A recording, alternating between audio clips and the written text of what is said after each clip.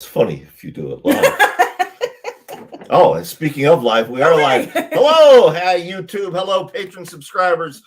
Brian Keene, Mary San Giovanni, back with you for another patron exclusive live Q&A. If you are a new patron subscriber, let me explain to you how this works. Earlier today, a thread was posted. It said, post your questions here. We will answer them tonight. Only patron subscribers get to do that. Okay. And then we record it, this live stream, and we keep the link private so that patron subscribers can see it first. And then after a week, we make it public for the rest of YouTube. As we always do when we start these off, we do a little bit of show and tell, giving people a chance to log in, get settled, get their drinks, go to the bathroom, whatever. So Mary, tonight for show and tell, you know what this is. I don't think the audience knows what this is, though. That's a book you can kill somebody with, is what that is. That is a skull basher right there. Super rare. Dun, dun, dun. Bad News, edited by Richard Lehman. Wait, there's a glare. There we go. There you go. Yeah. Badass book. That cover's by Alan M. Clark. I don't know if you can see it or not. The baby is giving the finger there. Of course, everybody knows Dick Lehman as, one of the most popular writers of, of horror fiction of the 20th century, often selling right up there with Kuntz and King. But people don't often think of Dick as an editor, but he was occasionally. He edited a cigar magazine for several years, and he did some editing here and there with other things. I think he might have done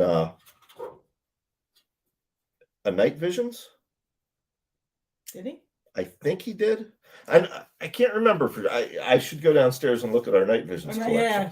Yeah. But I can't because we're live. But he did do Bad News. Are you in this? I am not in this. I was looking at the names on the back. Many of them are familiar. What Dick did, and it was admirable, he filled it half with veterans and half with complete newbies.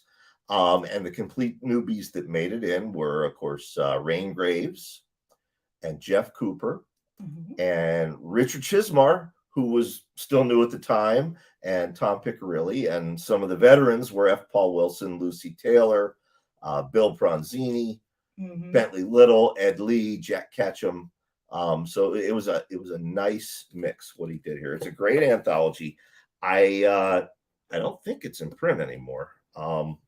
If you ever see one pop up on eBay, though, and you have some disposable income, highly recommend it. Highly recommend it. A lot of the stories in there have never been reprinted either. Yeah, I was gonna say some of the names in there you don't really see very often anymore. So it's worth picking up if you can get it. Yeah. What did you bring for show and tell? Speaking of things that are very difficult to find.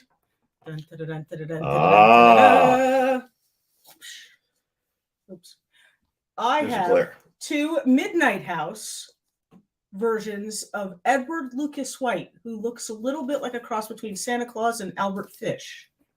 Santa Claus and Albert Fish. That is a good description. That is a good description. Hang on one second. Okay. I want to see something here. Can I talk about the books while you're doing that? You can talk about the books, but I want to make sure we're actually broadcasting. Okay. Yeah, we are. I guess we are. Hey, folks, if we're showing up right now, do me a favor and post a comment there in the comment section, because I'm not sure this is going out. In which case, we'll look very silly and we'll have to redo all this. Oh, yeah, okay. Thank you, Joanne. Thank you, Joanne. All right. So anyway, you were saying. A little bit awkward moment there. Anyway, Edward Lucas White, if you're not familiar with his stuff, I'm, can I say what I'm doing with these books? I'm allowed to, right? I'm not Tom Monteleone. I didn't sign your contract. Okay. What? Hang on. I'll text Tom. Let me tell you. Talk about Edward Lucas White while I find out. As an author, he was a contemporary of Lovecraft's and was appearing in the the weird fiction magazines at the time, although was not part of that circle and was not writing what I would consider cosmic horror. He was writing, however. Tom says yes. Why wouldn't she? Okay. So. He was writing somewhat surreal fiction, though, and based on dreams that he had. And although some of it is little bit outdated and perhaps as problematic as some of Lovecraft stuff, it's definitely worth noting. And I'm doing a compilation of Edward Lucas White's work for the Little Book series for Borderlands Books. So if you're interested in reading some of the weird dreams that this man had, then keep an eye out for that sometime next year, I think. The little books are cool. We should show a little book. The little books, yeah, the series has been going on longer than I've been writing, and it features it's sort of color coded, which is kind of neat. It's like the little book of blue badassery or whatever. The little silver book of streetwise stories. Yeah, there's been 2 sets of these. And now the set you're involved with is the third, and then I think Tom has plans for a fourth and final set. The third set, the one that I'm working on, is mostly, from what I understand, contemporary writers curating works of classic horror writers. So, for example, Michael Bailey doing William Hope Hodgson. Yeah, exactly. You doing Edward Lucas White. Right. That's the only 2 I know of. No, I know somebody's doing Lovecraft, somebody's doing Mockin, like that era of stories. They're going to do a whole little book series on them, curated by folks like us who are writing now. The cats are doing their own show there in the background. Oh my God. I do. I see a kitty tail. Kitty tail. Oh. Yeah. So, and Midnight House. Yeah. And I thought you might recognize those. Yes, Midnight House was my dear departed friend John Peelin's press. I've said this somewhere, I think probably on Patreon in an essay. I know where I said it. I said it in Locust magazine. When it comes to the history, the forgotten history of horror fiction, particularly that era, the 4 go-tos were the 5 go-tos were John Peelin, J.F. Gonzalez, Karl Edward Wagner, S.T. Yoshi, and Stefan, I can never pronounce Jamanowicz. And I don't mean to butcher your name, brother. It's just, I'm a hillbilly. I can't talk. Plus Bell's palsy. And we've lost Jesus. We've lost Carl. And now we've lost John. But yeah, John's mission with Midnight House was to bring back into print all these forgotten authors from the Weird Tales era and even before. And they're great. They're great books. They're very expensive on the secondary market now, but very worth it if you can track them down. Just as an aside, I'd always kind of hoped that one of Jesus's proteges would pick up where he left off in chronicling the history of horror. But I mean, I could see Wes Southern doing it, because I think Wes Southern does. I think he reads probably, other than you, maybe more extensively than anybody I know. I think that will happen, but I don't. I mean, I did it with End of the Road. I basically End of the Road picked up where Stephen King left off with Dance Macabre, and chronicled up until 2016, 2018, so whenever that book came out. But I could see Wes doing the same thing, particularly because he is so well read and because Jesus was such an influence on him. But much of that history still has to be written. Like if 20 years from now, Wesley Southern sits down to say, I'm going to pick up where King and Keene both left off. And, is that how he's going to sound? That's Wes in his 50s. If he says, okay, I'm going to chronicle the history of horror fiction from 2020 to 2040, a lot of that still has to be written, a lot of that history. Right, but I mean, I think when I think of End of the Road, I think of much like with. Are you talking about you wish somebody would continue Jesus's column about? Kind of. See, I think of End of the Road as more of a snapshot, not just of the fiction being produced at the time, but of the state of publishing and the mindset of horror writers across, kind of across the boards. Like, you were sort of a stand-in for what we're all going through, what we're all experiencing on the road and in general. I was thinking of something that was more of like academic or analytical kind of, I guess, kind of like what Yoshi did or what Stephen Jemanowitz did. Well, I mean, Carl Edward Wagner is kind of like you. ST He Yoshi, did more like you stuff. ST Yoshi does do that. He does it on his blog. Now, I don't think he's nearly as prolific as people would like him to be when it comes to that sort of content. Mm-hmm. But I don't think you can fault the man for that. And let me be very, very clear. I know ST and I have had our disagreements in the past. I think that's a fair way of putting it. Yes. I have an enormous amount of respect for the guy. As far as I know, we're on good terms. And even when we did have disagreements, I was very clear. I have an enormous amount of respect for his knowledge and his contributions to this field. I don't know that there is anybody that has that wealth of knowledge that could pick up where Jesus left off. No, I don't. Like I said, I don't think there is. Other than you and Wes, who are both very widely read. Maybe Christopher Triana, and Chris, I say this with love. I bet there's some blind spots in Chris's reading. Maybe Summer Cannon, but again, Summer, I say it with love. There's probably some blind spots there. Wes is about the only one. So yeah, it falls to you, Wes. Good luck with it. All right, let's go to the comments. If it looks like I'm stretching more than I normally do, that's because we are using a different computer. Usually we use my Toshiba laptop. Tonight we're using my Mac, and it's a desktop, so we're sitting back further. First question is from author Jim Cobb. I have to actually lean close to see that. Does an author usually compensate the person who writes the introduction or foreword to their book? I have never been compensated, nor have I ever asked for compensation for writing a foreword. I think I've had Brian write a foreword for me once, and he never asked me to pay him either. I don't think it's generally done, but I don't know. Maybe I'm on the other end of the spectrum, to be honest. Well, you're on the spectrum, all right. But you know what? Oh, my spectrum, my beautiful rainbow spectrum is going to smack you upside the head. Why? I've never, much like Mary, I've never asked to be paid for an introduction, but I have been paid for an introduction.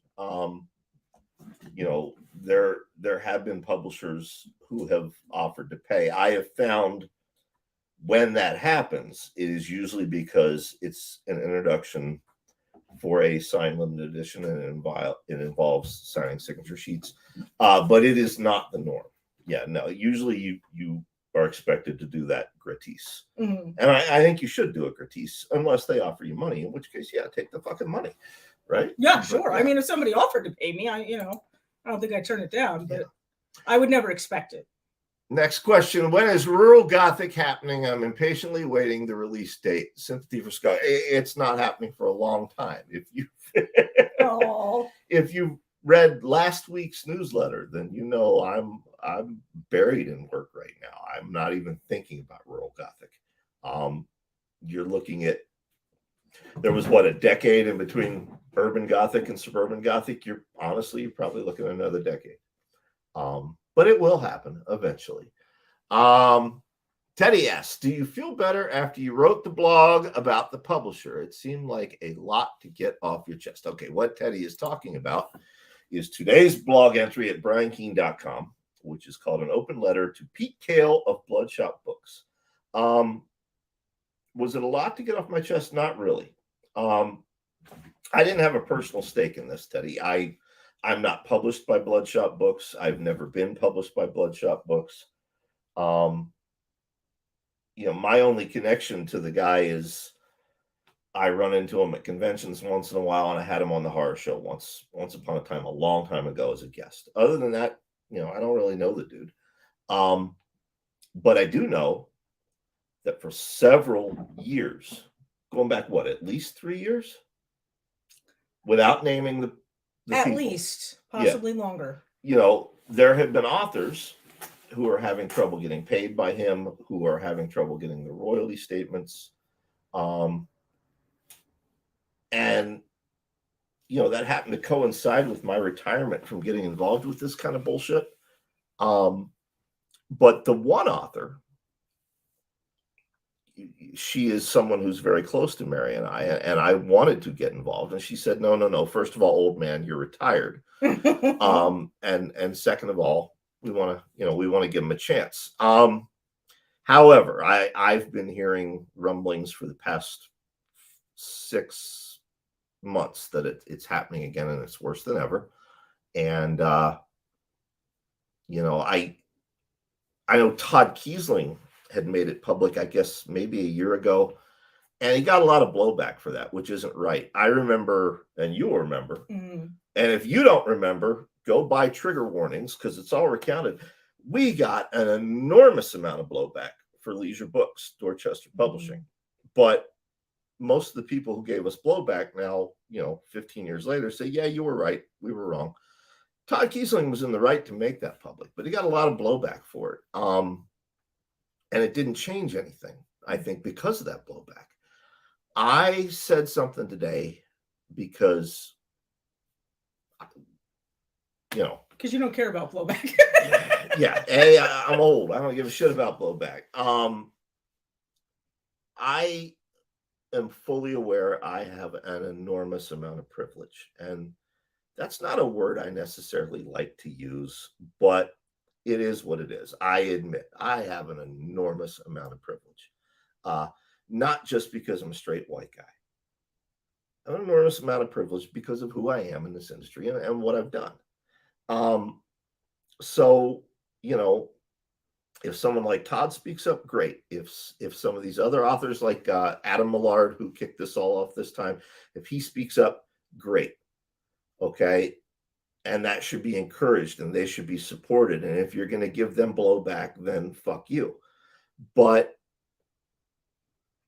if someone like me speaks up about it, people who might not have been paying attention to them are going to pay attention, and they're going to be aware. They're going to understand hey, this is going on. I've been lucky enough to have been handed a very big bullhorn in this industry. And I like to think I've retired that bullhorn for the most part, and I think I have successfully. But this shit today, I'm tired of it. Because as I said, it's not something new. This has been going on for years. So, if I can stop playing with the cats and my ham radio for a moment and log onto the internet and use my bullhorn and use my privilege for good and get these folks some attention, a deserved attention on this matter, then I'm happy to do so. Did I answer that without sounding like a complete no, you're fine. No, and I want to highlight something about the blog post, which I think is very important. That I held back? That the first draft had a lot more curse words? I thought it was very polite and professional considering how long this has been an issue. But it was like one of your last, one of the last points you made, that if your excuse, no one says you have to jump into the fray here, but if your excuse for giving the people who are being screwed over by publishers, for giving them a hard time, if your excuse is, well, that never happened to me, then yeah, you're being selfish. And you're really undermining the efforts of writers as a group to demand fair treatment across the board. And I think that's important to highlight, is that you can't, if it doesn't pertain to you, then at the very least, just shut up and don't say anything, but don't give the people who are voicing a legitimate complaint in a business situation about business malfeasance, don't give them a hard time for doing that. Alleged malfeasance. Alleged malfeasance. Remember what my lawyer said. Yes. Use the word alleged as much as possible. Alleged malfeasance. I have a real good lawyer. Yes. My apologies. Alleged malfeasance. Because if you can't be supportive, then just back off. I think one of the things that always bugs me about these kinds of stories is hearing that people aren't supportive of other writers. If he's screwing, or she or anybody, or they are screwing somebody over, then it's just a matter of time before they come around to you. So I was the mean one. I was bad cop in this situation. Wow. You're always the bad cop. I get blamed for things you do and say. That's not true at all, folks. It's Joanne has 2 questions for you, and don't be mean. I would never be mean to Joanne. Joanne says 2 questions for Mary. Number 1, you have a series of Ghosts and Monsters of New Jersey patron posts that look really cool, but they don't seem to be accessible to subscribers anymore. Is there a way to read them?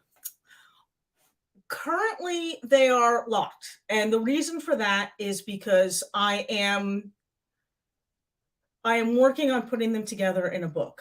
And the book is going to be kind of like a Weird New Jersey kind of book, except it will reference all of the fictional locations that I've written about in all my short stories, novellas, and novels. And there's going to be photos, there's going to be drawings, there's going to be all kinds of stuff. It's something of a layout nightmare, and I have to import certain people to help me do those things, and it will probably import them. They coming from Albania? I'm bringing them in from a faraway place. Actually, and this I guess would be sort of an exclusive here, it will probably be the first San Giovanni book that will feature 4 different San Giovannis working on the book together. Oh, I know who you're importing. The Naples part of the family. I'm bringing the Naples part of the family in, and so it's going to be definitely I'm hoping a very collectible thing, which is why currently they're not available. So I apologize for that, but my intention is to get that book out in 2023. So. Okay. And Joanne's other question, I'm embarrassed to admit I haven't heard of Charles L. Grant, more so since he has New Jersey roots. Your essay opened my eyes to his vast amount of work. Is there a place where readers should start? In my opinion, I mean, Charlie's got stuff all over the place, and he's got stuff under pseudonyms too. If I were to recommend, though, a collection that I felt encompassed like the essence of the way Charlie wrote, I would say it was A Glow of Candles. It's an old collection, but it's still out there. It's still available to relatively find. Cheap too. Relatively cheap, unfortunately. I mean, well, fortunately for readers, but you know, I mean, you can get them secondary market $5 in paperback. Yeah, I would definitely recommend that one because it's a collection of, in my opinion, some of his best short fiction. And it gives you a taste, I think, of the scope of his talent, you know, across all the different types of stuff that he does. Science fiction, fantasy, horror. It's a little bit of everything. So that's where I would start. Are you looking left at the cats? No, I'm thinking, you know, Charlie Grant was your mentor. Dick Lehman was my mentor. If you folks don't know this, Dick and Charlie did not get along well. No. Dick took some shots at him in A Writer's Tale, and they used to fight in the letters columns of magazines before the internet existed. You know, one would write an angry letter 1 month, and then the other one would write an angry response the next month. To the point where the first Stoker Awards you or I ever attended, you were on one side of the ballroom with Charlie. I was on one side with Dick, and you know, Dick told me, better watch out for that girl that's over there with Charlie. And Charlie told you better watch out for that guy that's over there with Lehman. It was a little bit of a Montague and Capulet kind of situation. It just made me giggle that, you know, neither of them are with us anymore. But what would they think if they were and they heard this live stream? Oh, I know what Charlie would say. Oh. God, imagine if they were both at the wedding reception. That would be funny.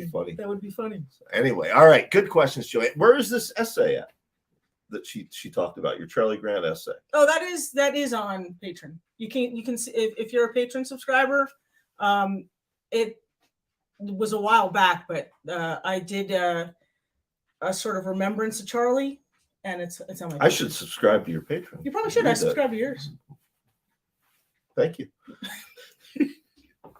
All right. Austin asks, happy holidays, Mary and Brian. What were some of your favorite books of 2022?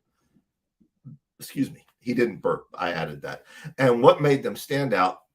What are you both looking forward to reading in the new year? I'm actually going to do my top 10 list probably in next week's newsletter. So I'll hold off on listing all 10 here because also I would really have to think about it. But I can tell you, boy, the cats dropped a bomb in that litter box, didn't they? Yes. Wow, guys. Without a doubt, my number one pick is going to be Illuminations by Alan Moore. Particularly, it's a short story collection, but it also includes a novella called What We Can Know About Thunderman.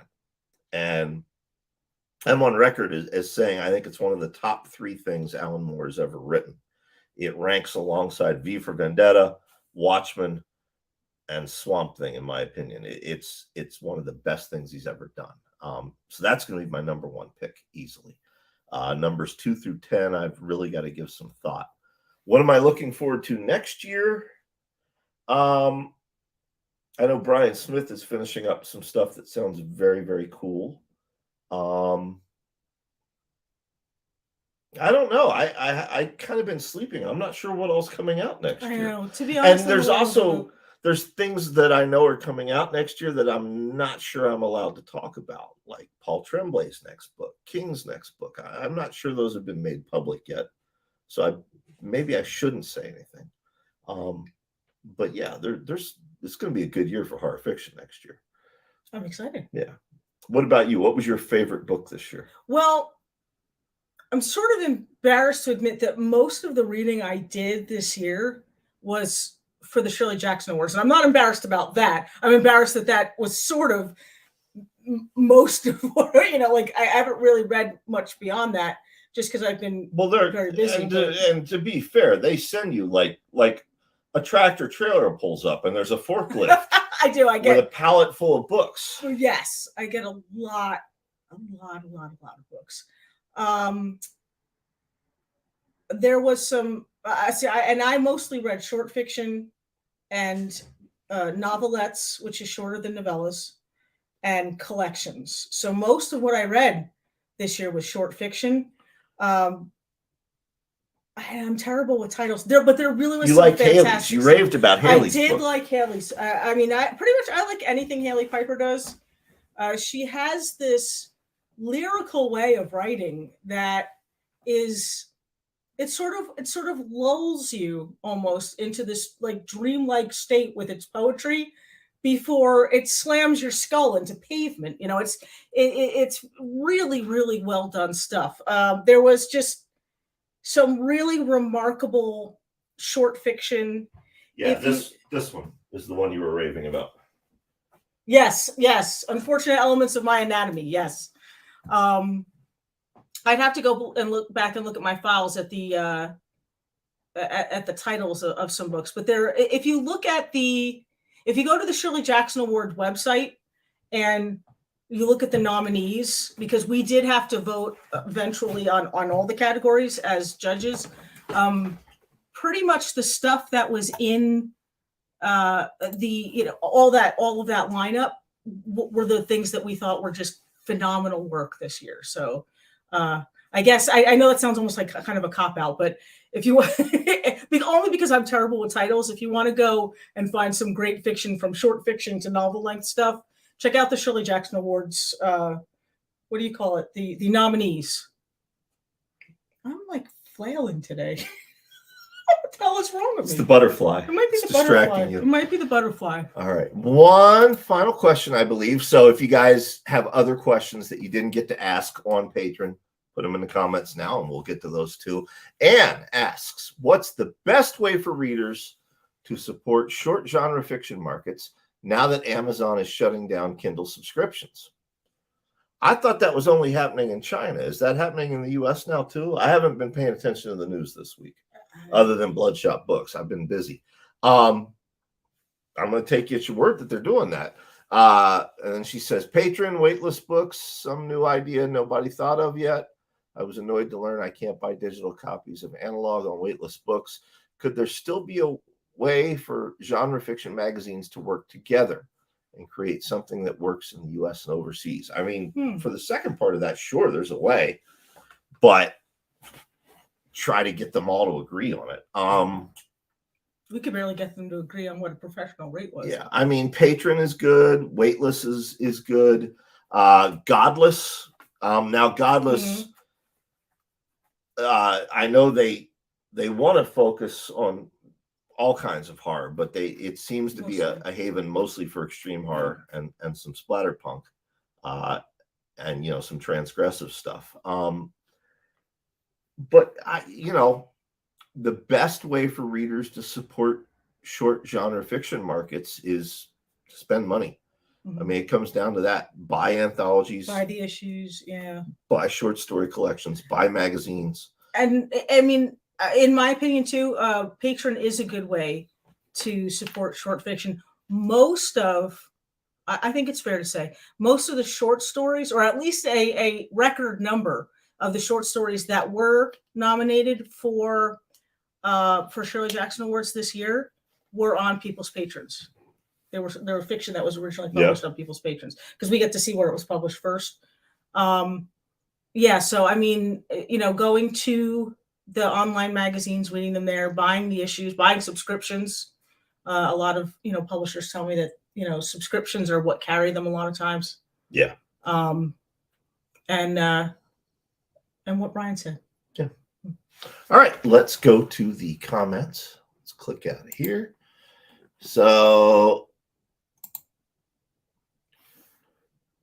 back to your well, he was always nice to me. I never had a problem with it. Good point. That's because you don't have a penis. Amen.